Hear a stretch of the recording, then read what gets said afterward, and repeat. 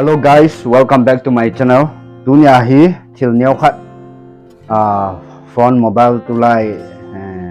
man thoma la ka cho jing the. Aumin hi chun koi tabang phone ho hi ag cho no myong le ki het to ag cho jing the hin phone ho chu them khat aumin ko ma to hin nan ve sawnge. Hi S1 Pro hin hi anung lang back lang chi hin kha ama man hi online a chu hi le sang som ni le sang khat ve la hin to hi ke ko ma hi sang git le zagit na to hi muthei hi koi asung hon lang ai piong le hoi ta ki su siam na line a display hon lang piong le original ngen chang hin ma chawang apoi hin ai chi phone a kona chu het thei chu sun ka se hin tin toin aban ga le kinu hitin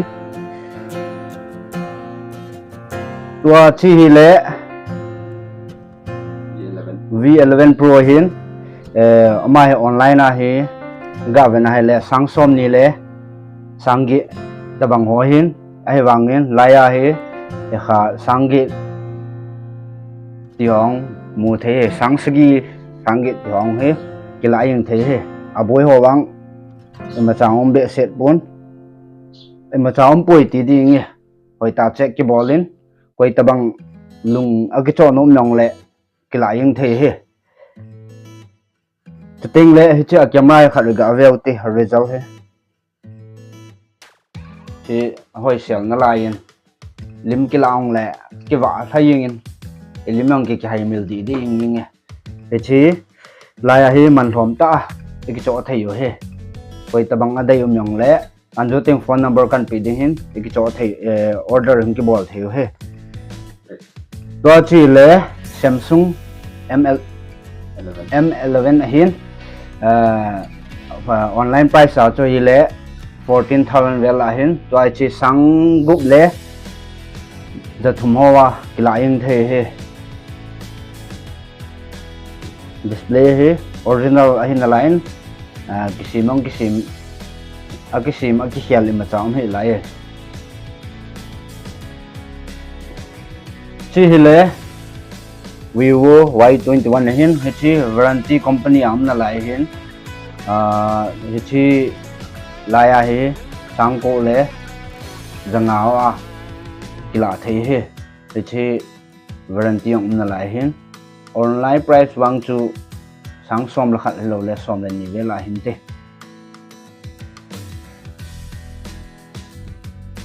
hi Redmi Note 9 Pro Max hin hi atha na la hin scratch so app ho account le lut ma cham hi lain hi ama online price chu le sang som ni chung lang yin tin to hi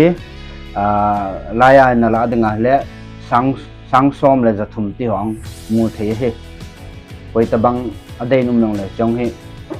phat ki jen pe na nong kila theu he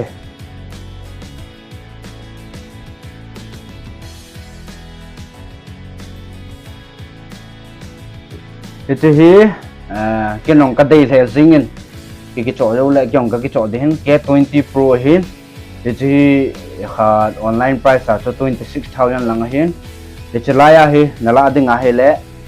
sang som le sang thum 13,000 chuan nala thei hin a camera he ga ve nai le hung leng to zingin dong manu ham na loi ho ham lim ni ki laung le ti da na mo val li ing ding hin koi tabang adai yong le te chong hi ekla ing theu he ahung ma sa chu chang ma sa ding hin koi tabang elaya phone ahung ke gol ho la he na dei pen le he chi number anoya kan ta do de hin a number a chu nin contact wa ek he to theu hin koi tabang akila ding ma he le e kha tempered glass fiber pang ho ki hap na lai ding hin e ji chun koi tabang mun te nam so pi ole nau ten e chi on hung ki ta do he lung lu nan nan ne le ki zamat to a